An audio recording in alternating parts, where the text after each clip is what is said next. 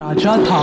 वो बहुत धर्मात्मा और न्याय करने वाला था और वह भगवान का भी बहुत बड़ा भक्त था।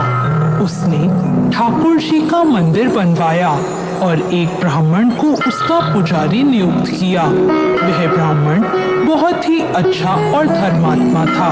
वह राजा से कभी भी कुछ नहीं मांगता था।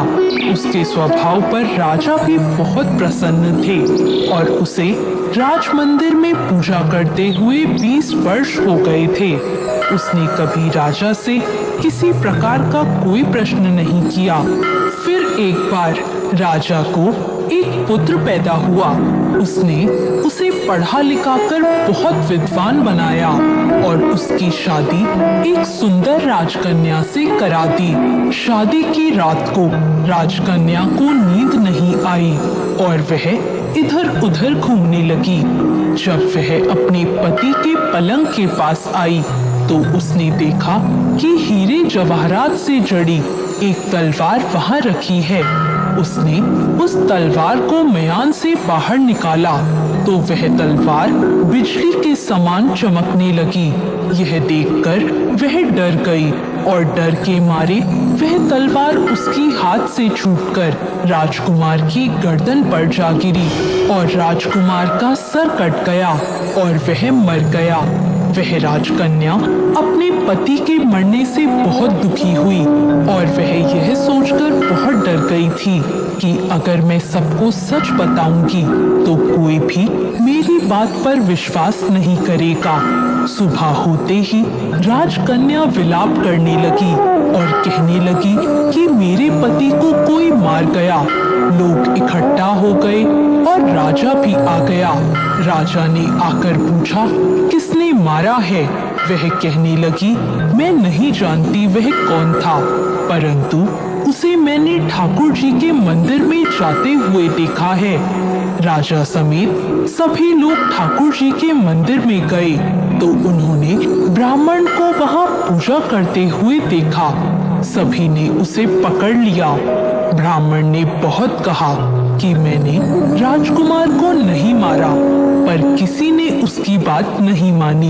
राजा ने भी बार बार सोचा कि ब्राह्मण निर्दोष हो सकता है, लेकिन सभी के कहने पर राजा ने ब्राह्मण से कहा, मैं तुम्हें प्राण दंड तो नहीं देता, लेकिन जिस हाथ से तुमने मेरे पुत्र को तलवार से मारा है उस हाथ को काटने का आदेश देता हूँ। ऐसा कहकर राजा ने उसका हाथ कटवा दिया और इस पर ब्राह्मण बहुत दुखी हुआ और राजा को अधर्मी मानकर उसका राज्य छोड़कर चला गया।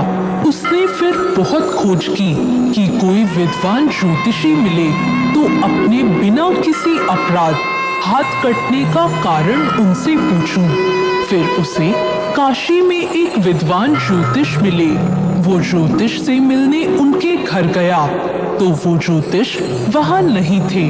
उनकी पत्नी उनकी आलोचना कर रही थी और उन्हें बहुत भला बुरा कह रही थी। थोड़ी देर में वो ज्योतिषी घर आ गए।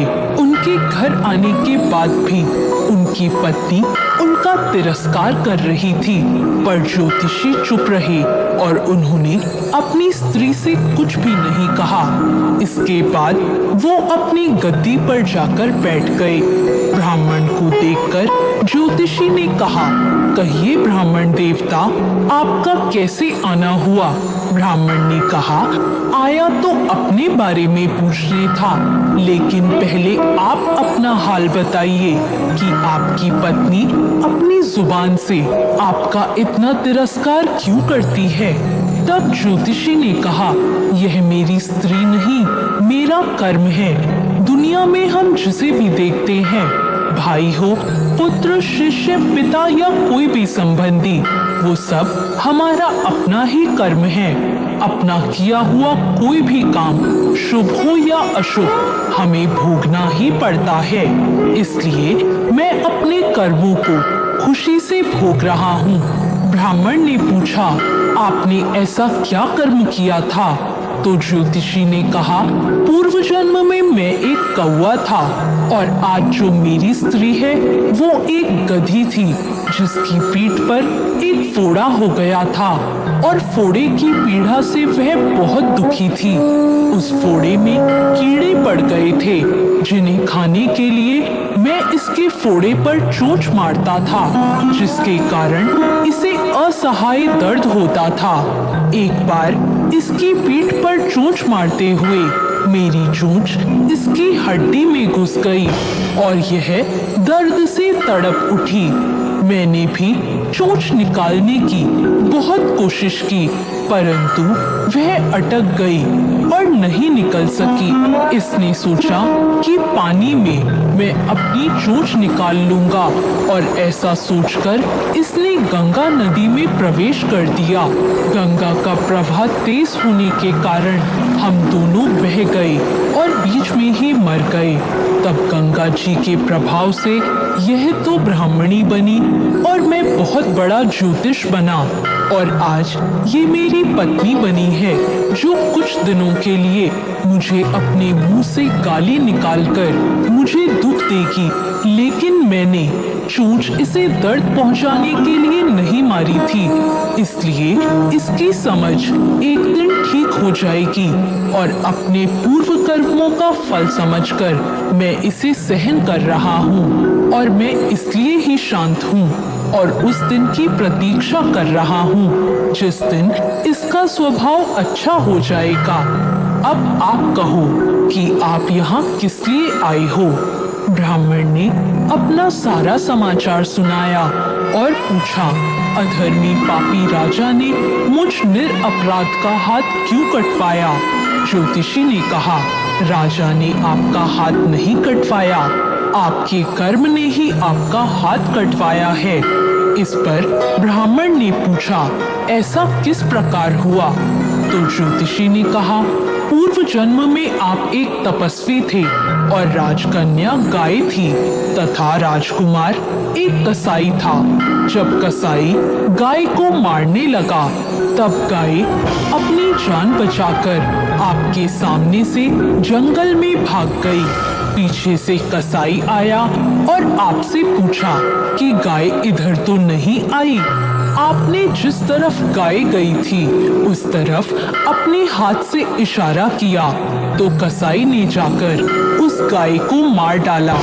इतने में जंगल से एक शेर आया और गाय और कसाई दोनों को खा गया। कसाई को राजकुमार और गाय को राजकन्या का जन्म मिला एवं पूर्व जन्म में किए हुए कर्म ने एक रात्रि के लिए उन दोनों को इकट्ठा किया। क्योंकि कसाई ने गाय को हंसिए से मारा था, इसी कारण राजकन्या के हाथों गलती से ही तलवार गिरने के कारण राजकुमार का सर कट गया और वह मर गया। इस तरह अपना फल देकर कर्म निवृत्त हो गया।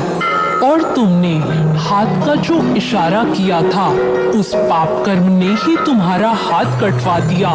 इसमें तुम्हारा ही दोष है, किसी और का नहीं। ऐसा सोचकर सुखपूर्वक अपना जीवन व्यतीत करो। दोस्तों, यदि हम इस कर्म सिद्धांत को मान लें और जान लें तो हम किसी भी घोर कर्म का फल भोगते हुए भी दुखी नहीं होंगे। दोस्तों, कैसी लगी आपको आज की ये कहानी? ऐसी और कहानियों के